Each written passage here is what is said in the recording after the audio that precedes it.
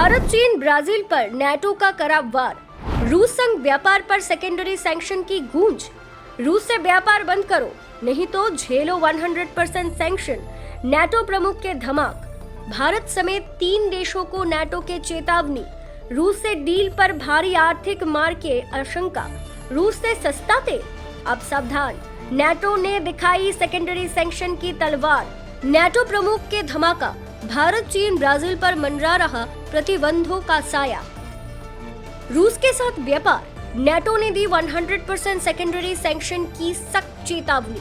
देखिए, हाल ही में नेटो के महासचिव ने भारत, चीन और ब्राजील जैसे उभरते अर्थव्यवस्थाओं को लेकर एक बेहद सख्त बयान दिया है।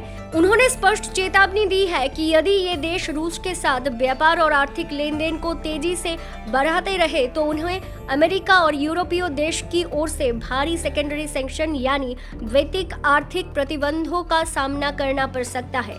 ये चेतावनी ऐसे समय आई है जब यूक्रेन युद्ध के चलते पश्चिमी देश रूस पर लगातार नई आर्थिक प्रतिबंध लगा रहे हैं। नेटो प्रमुख ने कहा कि रूस के साथ व्यापार करना केवल राजनीतिक रूप से संवेदनशील नहीं है, बल्कि ये उन देशों के लिए भी जोखिम भरा साबित हो सकता है जो पश्चिमी बाजारों और डॉलर आधारित वैश्विक वित्तीय प्रणाली पर निर्भर है। उन्होंने साफ कहा कि अगर कोई भी देश प्रतिबंधित रूसी वस्तुओं, खासकर ऊर्जा संसाधन और रक्षा उपकरण के व्यापार में शामिल रहता है तो उस पर 100% तक सेकेंडरी सैंक्शन लगाई जा सकती है। इसका अर्थ ये होगा कि ऐसे देशों के कंपनियों और बैंकों को अमेरिकी और यूरोपीय वित्तीय संस्थानों से बाहर कर दिया जाएगा, जिससे उनके वैश्विक व्यापारिक गतिविधियों पर गहरा असर पड़ेगा। भारत के लिए ये चेतावनी एक नाजुक परिस्थिति में आई है। भारत लंबी समय से रूस के साथ ऊर्जा, हथियारों और खरी सामग्री के व्यापार में जुड़ा हुआ है। यूक्रेन युद्ध के बाद भारत ने सस्ते दामों पर रूसी तेल खरीदकर अपनी ऊर्जा बिल को कम करने की कोशिश की थी, जो पश्चिमी देशों को नागवार गुजारा।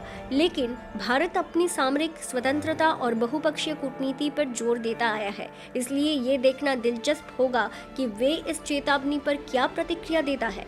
चीन के लिए भी ये एक चुनौती है।